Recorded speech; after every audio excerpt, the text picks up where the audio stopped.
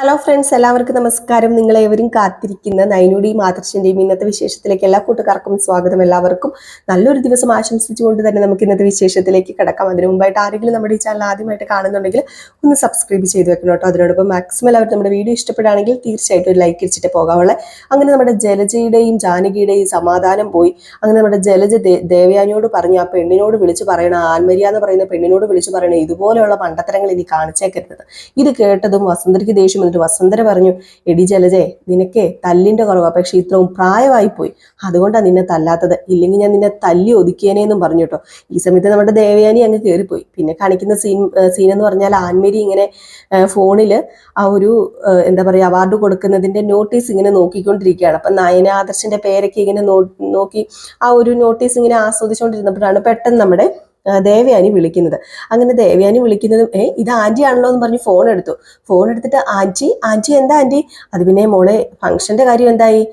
ഫംഗ്ഷന്റെ കാര്യമൊക്കെ ഓക്കെ ആണെന്നേ, വളരെ ഗംഭീരമായിട്ട് തന്നെ നടത്താൻ തീരുമാനിച്ചിരിക്കുന്നത്. അതെ, അത്യാവശ്യം നല്ലൊരു ഫംഗ്ഷൻ ആയിരിക്കണം കേട്ടോ. വലിയ ചടങ്ങൊന്നും അല്ലെന്ന് അറിയാം, പെൺകുട്ടികളും സ്ത്രീകളും മാത്രമാണല്ലോ ഈ ചടങ്ങിൽ പങ്കെടുക്കുന്നത്, എങ്കിലും നല്ലൊരു സ്വീകരണം കൊടുക്കണം കേട്ടോ. അമ്മായിയമ്മ പിന്നിൽ നിന്ന് കളിക്കുകയാണെന്നാ എൻ്റെ മമ്മി പറഞ്ഞുകൊണ്ടിരുന്നത്.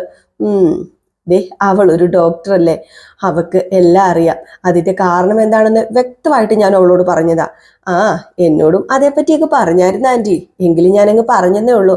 ആന്റിയോട് ഇത്രയും സ്നേഹമുള്ള മരുമകളെയാണല്ലോ ആന്റി ഇത്രയും നാൾ അകറ്റി നിർത്തിയതെന്ന് ഓർത്തിട്ട് സത്യത്തിൽ ഞങ്ങൾക്കും ഒരു സങ്കടമുണ്ട്. അത് നിങ്ങൾക്ക് മാത്രമല്ല മോളെ, എനിക്കും ഉണ്ട് കുറ്റബോധം. അതിനാ ഞാൻ പ്രായശ്ചിത്തം ചെയ്തുകൊണ്ട് ഇരിക്കുന്നത്. ആന്റി പേടിക്കൊന്നും വേണ്ട. ദേ, നല്ല രീതിയിൽ തന്നെയാണ് ഞങ്ങൾ ഈ ഒരു അവാർഡ് നടത്താൻ വേണ്ടി തീരുമാനിച്ചിരിക്കുന്നത്. അതുകൊണ്ട് ആന്റി സമാധാനപ്പെടുക, നല്ല രീതിയിൽ തന്നെ, അതും ആന്റി വിചാരിക്കുന്നതിലും അപ്പുറം തന്നെ ഗംഭീരമായിട്ട് നടത്തും. പിന്നെ ആദർശേട്ടന് ഞാനെല്ലാം അയച്ചു കൊടുത്തിട്ടുണ്ട്. ഇനാഗുറേഷൻ അല്ല, സോറി, അവാർഡിന്റെ നോട്ടീസൊക്കെ. ആണോ? ആദർശന് അയച്ചു കൊടുത്തോ? ആദർശേട്ടന് അയച്ചു കൊടുത്തു. ഏതായാലും ഭാര്യയുടെ ആ ഒരു ചടങ്ങിന് കാണാനുള്ള ആ ഒരു ഇത് ആദർശേട്ടന് കാണുമല്ലോ, ആഗ്രഹം, അതുകൊണ്ട് അയച്ചു കൊടുത്തത്. അല്ല, എനിക്കും കൂടി ഒന്ന് അയച്ചു തരുമോ? അതിനിപ്പോ എന്താ, അയച്ചു തരാമല്ലോ, ആന്റി ഫോൺ കട്ട് ചെയ്യുക എന്ന് പറഞ്ഞിട്ട് ആ നോട്ടീസ് നമ്മുടെ ദേവയാനിക്കും അയച്ചു കൊടുക്കുകയാണ്. ഈ നോട്ടീസ് കണ്ടതും ദേവയാനിക്ക് ഭയങ്കര സന്തോഷമായിട്ടോ. നയന ആദർശ് എന്നുള്ള പേരൊക്കെ എഴുതിയേക്കുന്നതും ഒക്കെ കണ്ടിട്ട് ഒരുപാട് സന്തോഷമായി. ഏതായാലും ഈ സമയം പിന്നെ കാണിക്കുന്ന നമ്മുടെ ആദർശ് ആ ഒരു നോട്ടീസ് കണ്ടുകൊണ്ടിരിക്കുകയാണ് ഫോണിൽ. ഏതായാലും ഇത് കാണുമ്പോഴത്തേക്കും നമ്മുടെ ആദർശിന് ഒരുപാട് സന്തോഷം തോന്നൂല്ലോ. അപ്പം ആദർശ് ഇങ്ങനെ അത് സൂം ചെയ്ത് നോക്കുന്നു. അങ്ങനെ നോക്കിക്കൊണ്ടിരുന്നപ്പോഴത്തേക്കും നമ്മുടെ നയനെ അങ്ങോട്ടേക്ക് വരികയാണ് കേട്ടോ. അപ്പൊ നയന വന്നിട്ട് ചോദിച്ചു, ഇതെന്താ കണ്ടോണ്ടിരിക്കുന്നത് എന്നിങ്ങനെ ചോദിച്ചപ്പോഴത്തേക്കാണ് നമ്മുടെ ആദർശ് പറഞ്ഞത്, അത് പിന്നെ വേറൊന്നുമല്ല, താനിങ്ങ് നോക്കിക്കേ എന്ന് പറഞ്ഞ് ഇത് കാണിക്കുകയാണ്. അപ്പോഴത്തേക്കും നയന പറഞ്ഞു, എന്നോട് ചോദിക്കാതെയാണോ ഇതൊക്കെ സംഘടിപ്പിച്ചത്? അല്ല, നിന്നോട് വിളിച്ച് പറഞ്ഞില്ലായിരുന്നോ? എല്ലാം അറേഞ്ച് ചെയ്തതിന് ശേഷം എന്നോട് വിളിച്ചു പറഞ്ഞത്. അതുകൊണ്ട് നിനക്ക് എന്താ കുഴപ്പമുണ്ടോ? അല്ല, നിനക്ക് എന്തെങ്കിലും നഷ്ടം വന്നിട്ടുണ്ട്?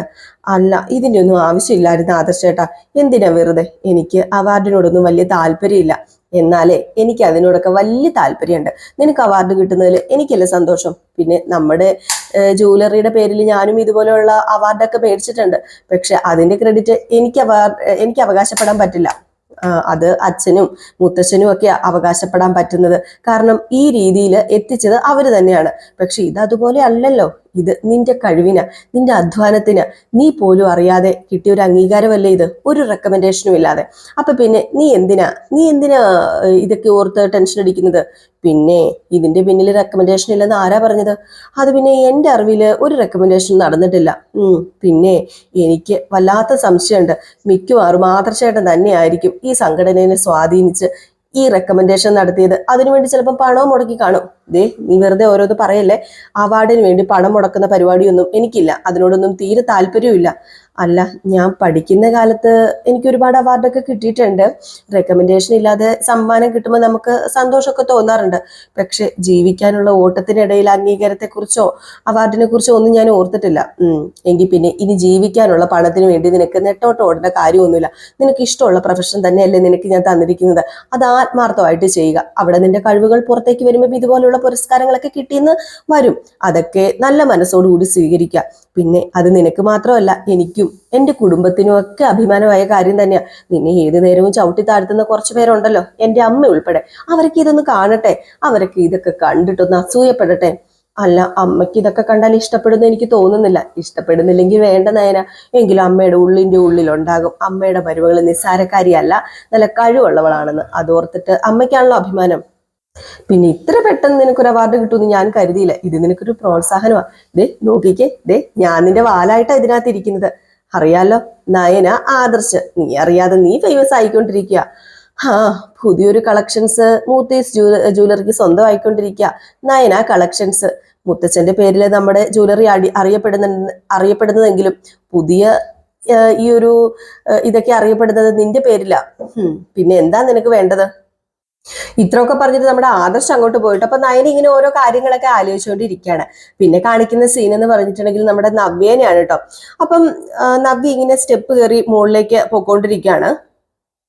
അപ്പോഴത്തേക്ക് നമ്മുടെ നയനെ കണ്ടു. നയനെ കണ്ടതും നയനെ ഓടി ചെന്നിട്ട് ചേച്ചി അവിടെ നിന്നേ, ദേ ഇത് കണ്ടോ എന്നും പറഞ്ഞ് ആ ഒരു നോട്ടീസ് കാണിക്കാണ്. ഈ നോട്ടീസ് കണ്ടതും നന്നായിട്ടുണ്ടല്ലോ നയന. അയ്യോ, ഇത് കാണുമ്പോൾ സത്യമായിട്ട് ഒരുപാട് സന്തോഷം തോന്നുന്നുണ്ട് കേട്ടോ. അല്ല, ഇതിനിടയ്ക്ക് നിനക്ക് അവാർഡും കിട്ടിയോ? ഇതൊക്കെ എപ്പോഴാണ് സംഭവിക്കുന്നതെന്ന് എനിക്കറിയില്ല. ഏതായാലും എപ്പോൾ സംഭവിച്ചാലും നീ ഭാഗ്യവതിയാ. നിന്റെ പേരിൽ ഒരു നെക്ലേസ് ഇറങ്ങാൻ പോവല്ലേ, പിന്നെ എന്തിനാ നീ സങ്കടപ്പെടുന്നത്? ഇതൊക്കെ ആദർശേട്ടന്റെ പണിയാണെന്നേ. നമ്മൾ പെൺകുട്ടികൾ കഴിവ് തെളിയിക്കുമ്പോഴേ അത് പ്രോത്സാഹിപ്പിക്കാനും അതിനൊപ്പം നിൽക്കാനും ഒരാളുണ്ടെങ്കിൽ അതൊരു ബലമാണ് മോളെ. അത് ബലം മാത്രമല്ല, നമ്മുടെ ഒരു ആത്മവിശ്വാസം കൂടും, നല്ല റിസൾട്ടും ഉണ്ടാകും. അതാ നിന്റെ കാര്യത്തിൽ സംഭവിച്ചിരിക്കുന്നത്. ആദർശേട്ടൻ നിന്റെ കൂടെ കട്ടയ്ക്ക് നിപ്പുണ്ടല്ലോ. പിന്നെ എത്തേണ്ടടുത്ത് തന്നെ നീ എത്തിയിരിക്കുന്നത്. എന്നെക്കാളും ഇത് കണ്ടപ്പോഴത്തേക്കും സന്തോഷം ആർക്കാന്നറിയാമോ ചേച്ചി? ആദർശേട്ടനാ. അർഹതയില്ലാതെ നമ്മൾ ഈ വീട്ടിലേക്ക് വന്നതെന്ന് ഇവിടെ പലരും കളിയാക്കാറുണ്ട്. പക്ഷെ നീ കാരണം ആദർശേട്ടനും അന്തസ്സായിട്ട് തലയുയർത്തി പിടിച്ചുകൊണ്ട് നടക്കുക. അതുപോലെ തന്നെ നിന്നെയും എന്നെയൊക്കെ ഏത് സമയവും ഇടിച്ചു താഴ്ത്താൻ ശ്രമിക്കുന്ന ചിലവരുടെയൊക്കെ മുമ്പിൽ ഇനി നമുക്ക് നെഞ്ചും വിരിച്ചങ്ങ് നിൽക്കാം. ദേ, ഈ അവാർഡ് വാങ്ങണോ വേണ്ടയോ എന്നാ ചേച്ചി ഞാനിപ്പം ഓർക്കുന്നത്. നീ എന്താ അങ്ങനെ പറഞ്ഞത്? അത് പിന്നെ എനിക്കിതിനോട് വലിയ താല്പര്യമൊന്നും തോന്നുന്നില്ല. അപ്പൊ നിന്റെ പേരും വെച്ച് ഈ ഫംഗ്ഷൻ സംഘടിപ്പിക്കുന്നവരുടെ മുഖത്ത് കരിവാരി തേക്കാനാണോ നിന്റെ ഉദ്ദേശം? നിന്റെ സ്ഥാനത്ത് ഞാനെങ്ങാണോ ആയിരുന്നെങ്കിൽ ഇതിപ്പോ പരിചയക്കാർക്ക് മുഴുവൻ ഷെയർ ചെയ്ത് കൊടുത്തിട്ട് അന്നത്തെ ദിവസം ഞാൻ അവിടെ കുറെ ആൾക്കാരെ വിളിച്ചു കൂട്ടിയേനെ. അങ്ങനെയല്ലേ ചെയ്യേണ്ടത്? അത് പിന്നെ ഞാൻ ഏതായാലും അവാർഡ് മേടിക്കണമെന്നൊന്ന് ആലോചിക്കട്ടെ. ഈ കാര്യത്തിൽ ആലോചനയൊന്നും വേണ്ട. ആരെയും നിരാശപ്പെടുത്താതെ നീ പോയി അവാർഡ് മേടിച്ചോണ്ട് വന്ന് 2 വാക്ക് സംസാരിക്കുകയും വേണം.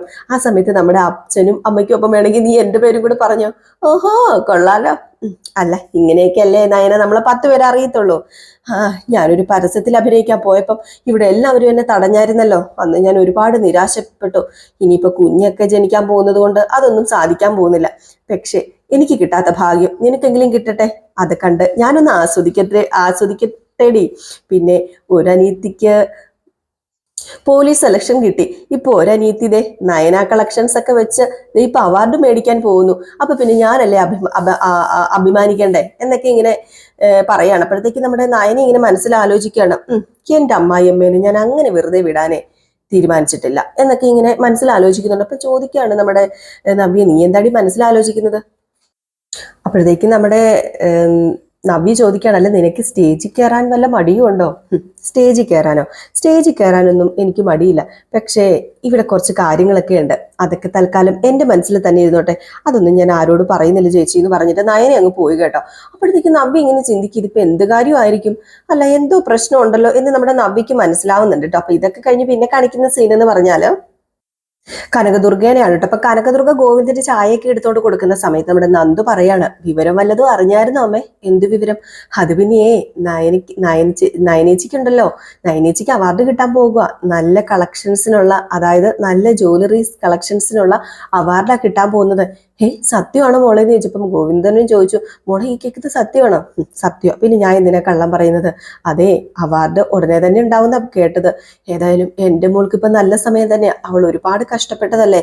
അപ്പം നമ്മുടെ കനകയും പറഞ്ഞു കേട്ടോ, അത് പിന്നെ അവക്കിനി നല്ല കാലമാണെന്ന ജ്യോത്സ്യം പറഞ്ഞത്. തൊട്ടതെല്ലാം പൊന്നാകുന്നു തന്നെ. അതുകൊണ്ട് അതേപടി നടക്കപ്പം ഗോവിന്ദനും പറയുന്നുണ്ട്, പാവം ഒരുപാട് കഷ്ടപ്പെട്ടു. ഇനിയെങ്കിലും അവള് ജീവിതം ഒന്ന് ആഘോഷിക്കട്ടെ, സന്തോഷിക്കട്ടെ, ജീവിക്കട്ടെ. അതല്ലേ വേണ്ടത്. അത് കാണുകയല്ലേ നമ്മൾ ചെയ്യേണ്ടത്. നമുക്ക് സന്തോഷിക്കാലോ, അഭിമാനിക്കാലോ എന്നൊക്കെ പറഞ്ഞപ്പോഴത്തേക്കും നമുക്ക് സന്തോഷിക്കാം, അഭിമാനിക്കാം.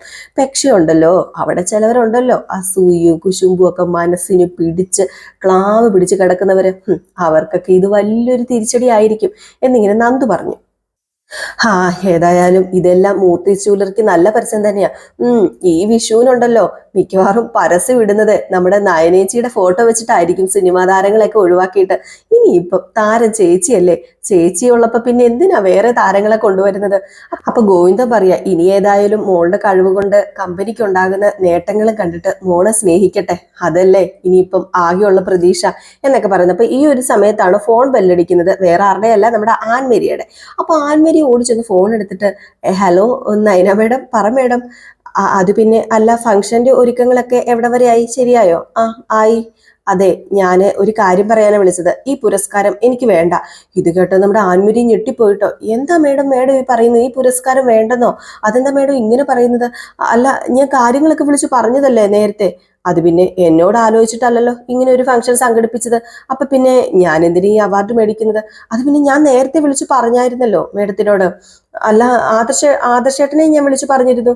അല്ല, എന്നെ വിളിച്ച സമയത്ത് ഞാൻ സമ്മതം പറഞ്ഞായിരുന്നോ? ഇല്ലല്ലോ. അത് പിന്നെ ആദർശ് സാറ് സമ്മതം മൂളിയായിരുന്നല്ലോ. അവാർഡ് മേടിക്കേണ്ടത് ആദർശ് സാറല്ലല്ലോ, ഞാനല്ലേ. അപ്പൊ ഞാനല്ലേ സമ്മതം അറിയിക്കേണ്ടത്. എന്നിട്ട് ഇങ്ങനെ ഒരു ഫംഗ്ഷൻ സംഘടിപ്പിക്കാവുള്ളൂ, പരസ്യം ചെയ്യാവുള്ളൂ. ദേ, നേരത്തെ എന്നെ കുറിച്ച് നയന കളക്ഷൻസ് എന്ന് പറഞ്ഞൊരു റിപ്പോർട്ട് തയ്യാറാക്കിയില്ലായിരുന്നു TV-യിൽ.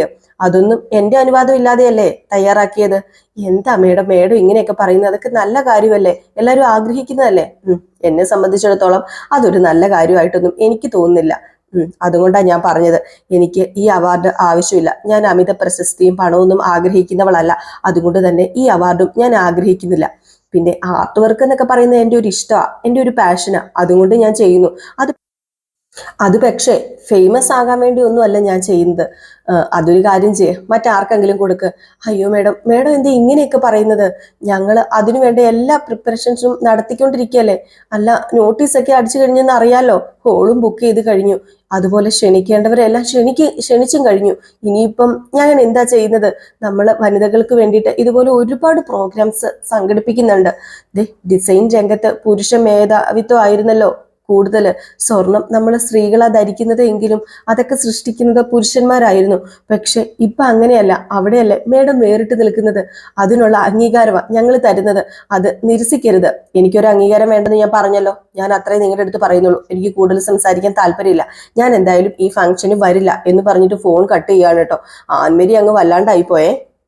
ഇത് കഴിഞ്ഞ് പിന്നെ കാണിക്കുന്നത് നമ്മുടെ ആൻമേരി നേരെ ഫോൺ വിളിക്കുകയാണ്. വേറെ ആരെയല്ല, നമ്മുടെ ദേവയാനിയെ. അങ്ങനെ ദേവയാനിയെ ഫോൺ വിളിച്ചിട്ട് ആൻവരിയെ കാര്യങ്ങളൊക്കെ പറയാണ്. അതെ, ഇപ്പൊ എന്നെ നയന മേഡം വിളിച്ചിട്ടുണ്ടായിരുന്നു. നയന മേഡത്തിന് ഈ അവാർഡ് വേണ്ടെന്നാ പറഞ്ഞത്. എന്താ മോളെ ഈ പറയുന്നത്? അതെ അതെ ആന്റി, ഞാൻ സത്യം പറയുന്നത്. ഇപ്പോഴാ വിളിച്ചത്. ഇനിയിപ്പോ എന്ത് ചെയ്യുന്നു എനിക്കറിയില്ല.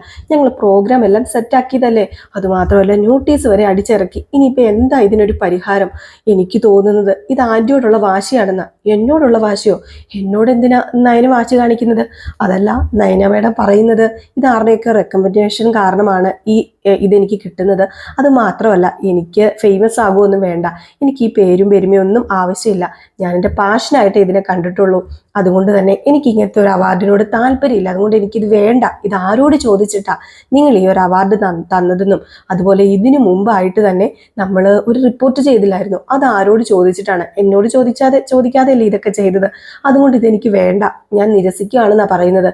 എനിക്കറിയില്ല ഞാൻ ഇനി എന്ത് ചെയ്യുന്ന. അറിയാലോ, എല്ലാവരെയും വിളിച്ചതിന് ശേഷം ഇങ്ങനെയൊക്കെ പറഞ്ഞു കഴിഞ്ഞിട്ടുണ്ടെങ്കിൽ ആന്റിക്ക് അറിയാലോ, ആന്റിയുടെ ഒരൊറ്റ ആളുടെ നിർബന്ധപ്രകാരം ഞങ്ങൾ ഇതെല്ലാം കോർഡിനേറ്റ് ചെയ്ത് ഇത്രയും വരെ കൊണ്ടെത്തിച്ചത്. ഇപ്പൊ ലാസ്റ്റ് എല്ലാം ഇതിപ്പം നടക്കില്ല എന്നൊക്കെ അറിഞ്ഞു കഴിഞ്ഞാൽ എനിക്കറിയില്ല, ഇതിപ്പോ വല്ലാത്തൊരു നാണക്കേടായി പോകുമല്ലോ എന്ന് പറഞ്ഞപ്പം എനിക്കൊന്നും മനസ്സിലാവുന്നില്ലല്ലോ മോളെ. എനിക്കെല്ലാം മനസ്സിലാവുന്നുണ്ട്. മിക്കവാറും നയന മേഡത്തിന്റെ ഉദ്ദേശം വേറെ ഒന്നുമല്ല. ഈ ഗ്രേസി ആന്റി, അതായത് എൻ്റെ അമ്മ ഈ പറയുന്ന ആന്റിയുടെ ഫ്രണ്ടാണെന്ന് അറിയാലോ. അപ്പൊ അതുകൊണ്ട് തന്നെ ആ ഒരു നിലയ്ക്കായിരിക്കാം ഈ ഒരു ഇത് വേണ്ട എന്ന് പറഞ്ഞത്. നിങ്ങൾ അമ്മായിയമ്മയും മരുമോളും തമ്മിലുള്ള പ്രശ്നം അത് വഷളായിക്കൊണ്ടിരിക്കുക. അതുകൊണ്ട് തന്നെയാണ് ഈ ഒരു പുരസ്കാരം നയന മേഡം വേണ്ടെന്ന് പറഞ്ഞതെന്നാ എനിക്ക് തോന്നുന്നത് എന്നിങ്ങനെ പറഞ്ഞു. ഇതും കൂടെ കേട്ട് കഴിഞ്ഞപ്പോഴത്തേക്കും നമ്മുടെ ദേവയാനിക്ക് അങ്ങ് എന്തോ പോലെ ആയി പോയി കേട്ടോ. കാരണം ദേവയാനി ഇത്രയും വരെ ഒപ്പിച്ചെത്തിയിട്ട് ലാസ്റ്റ് എന്താ പറയാ, ലാസ്റ്റ് എല്ലാം ഉടഞ്ഞു പോകുക എന്ന് പറയുമ്പോഴത്തേക്കും അത് ദേവയാനിക്ക് സഹിക്കാൻ പറ്റുന്ന കാര്യമല്ല. അത് മാത്രമല്ല, നമ്മുടെ നയന പുരസ്കാരം മേടിക്കാൻ പോകത്തൊന്നുമില്ല, നയന അഹങ്കാരം കാണിക്കുന്നതുമല്ല. നമ്മുടെ ദേവയാനീനെ ഒന്ന് ചുറ്റിക്കണം, അതിനുവേണ്ടി മാത്രമാണ് നയന ഇതൊക്കെ ചെയ്യുന്നത്. പിന്നെ കാണിക്കുന്ന സീനില് നമ്മുടെ ആദർശിനെ ആൻമരി ഫോൺ വിളിക്കുകയാണ്. അങ്ങനെ ആൻമരി ഫോൺ വിളിച്ചിട്ട് ആദർശിനോട് പറയുകയാണ്, അത് പിന്നെ ആദർശ് സാറേ, ദേ ഇപ്പം എന്നെ നയന മേഡം വിളിച്ചിട്ടുണ്ടായിരുന്നു, എന്നിട്ട് ആ ഒരു പുരസ്കാരം വേണ്ടെന്ന് പറയുന്നത്. ഇപ്പം ഇങ്ങനെ ഒരു തീരുമാനം എടുക്കാൻ എന്താ കാരണം? അതുമല്ല, ഞങ്ങൾ നോട്ടീസ് സഹിതം അടിച്ചിറക്കി കഴിഞ്ഞ് ഇങ്ങനെ ഒരു തീരുമാനം വന്നാൽ എങ്ങനെയാണ് ശരിയാകുന്നത്? അത് പിന്നെ നയന അങ്ങനെ വിളിച്ചു പറഞ്ഞു. അതെ സാർ, നയന മേഡം ഇപ്പം ഇങ്ങനെ വിളിച്ചു പറഞ്ഞിരിക്കുക. അതുമാത്രമല്ല, ഞങ്ങൾ അതിഥികളെയൊക്കെ ക്ഷണിച്ചു, അറിയാലോ, പരസ്യം വരെ ചെയ്തു. ഇനിയിപ്പോൾ ലാസ്റ്റ് നിമിഷത്തിൽ ഇതൊക്കെ വേണ്ടെന്ന് നയന മേഡം പറഞ്ഞു കഴിഞ്ഞിട്ടുണ്ടെങ്കിൽ ആകെ പാടെ കുഴപ്പത്തിലാകുന്നത് ഞങ്ങളാ. അതുകൊണ്ട് ദയവ് ചെയ്ത് നയന മേഡത്തിനെ കൊണ്ട് എങ്ങനെയെങ്കിലും ഒന്ന് സമ്മതിപ്പിക്കണം. ഏതായാലും ആൻമരിയെ സമാധാനപ്പെട, ഞാൻ സമ്മതിപ്പിച്ചാൽ പോരെ? ഫോൺ വെച്ചോ, ഞാൻ നയനെ ഒന്ന് സംസാരിക്കട്ടെ എന്ന് പറഞ്ഞിട്ട് ഫോൺ കട്ട് ചെയ്യാണ്. ഏതായാലും ഈ സമയത്ത് നമ്മുടെ നയനയെ ഫോൺ വിളിച്ചിട്ട് ക്യാബിനിൽ നിന്ന് നേരെ ആദർശിന്റെ ക്യാബിനിലേക്ക് വിളിച്ചു വരുത്താണ്. അങ്ങനെ നയനോട് ചോദിക്കുക, അല്ല നയന, നീ ആൻമരിയെ വിളിച്ചായിരുന്നോ? ആ, ഞാൻ വിളിച്ചായിരുന്നു. അല്ല, നീ എന്തിനാ ആ പുരസ്കാരം വേണ്ടെന്ന് പറഞ്ഞത്? അതെന്തിനാ നീ വേണ്ടാന്ന് വെക്കുന്നത്? അത് പിന്നെ അതെനിക്ക് വേണ്ടാന്ന് തോന്നി. ഞാൻ പറഞ്ഞല്ലോ ആദർശ് നല്ല സോറി, ഞാൻ പറഞ്ഞല്ലോ ആദർശ് ചേട്ടാ, എനിക്ക് ഈ പുരസ്കാരങ്ങളോടൊന്നും പ്രത്യേകിച്ച് ഒരു താല്പര്യവും ഇല്ല. അതുമാത്രമല്ല, ഇതൊന്നും എന്നോട് ചോദിക്കാതെയല്ലേ ചെയ്തത്. ആരെങ്കിലും എന്നോട് ചോദിച്ചായിരുന്നോ? ഒരു പുരസ്കാരം തരുമ്പം അത് മുൻകൂട്ടി ഒന്നും പറയണ്ടേ? അല്ല, ഈ കാര്യങ്ങളൊക്കെ ആൻമരി നിന്നോട് വിളിച്ചു പറഞ്ഞല്ലോ. ഇതെല്ലാം പ്രഖ്യാപിച്ചതിന് ശേഷം, എല്ലാം സെറ്റാക്കിയതിന് ശേഷമല്ലേ എന്നോട് വിളിച്ചു പറഞ്ഞത്. അതുകൊണ്ട് എനിക്കിത് വേണ്ട. അപ്പം നീ എന്നെ ധിക്കരിക്കുകയാണല്ലേ? ചിലപ്പം ആദർശേട്ടനെ ധിക്കരിക്കുകയാണെന്ന് ആദർശേട്ടൻ കരുതിക്കോ. അല്ല, അതിനിപ്പോൾ എനിക്ക് എന്താ ചെയ്യാൻ പറ്റുന്നത്? എനിക്ക് വേണ്ടാന്ന് പറഞ്ഞാൽ വേണ്ട, ആ പുരസ്കാരം ഞാൻ സ്വീകരിക്കുന്നില്ല. അത് എൻ്റെ ഇഷ്ടമല്ലേ, എൻ്റെ തീരുമാനമല്ലേ. ആ തീരുമാനത്തെ എന്തിനാ എല്ലാവരും ചോദ്യം ചെയ്യുന്നത്? എനിക്കൊരു പുരസ്കാരം കിട്ടുന്നു, അത് ഞാൻ വേണ്ടാന്ന് വെക്കുന്നു, അത് അത്ര മാത്രമേ ഉള്ളൂ. ഇനി ഇതിനെക്കുറിച്ച് കൂടുതലൊന്നും പറയല്ലേ. ഇതിന് കുറെ കാരണങ്ങളുണ്ടെന്ന് ആദർശേട്ടൻ കൂട്ടിക്കോ.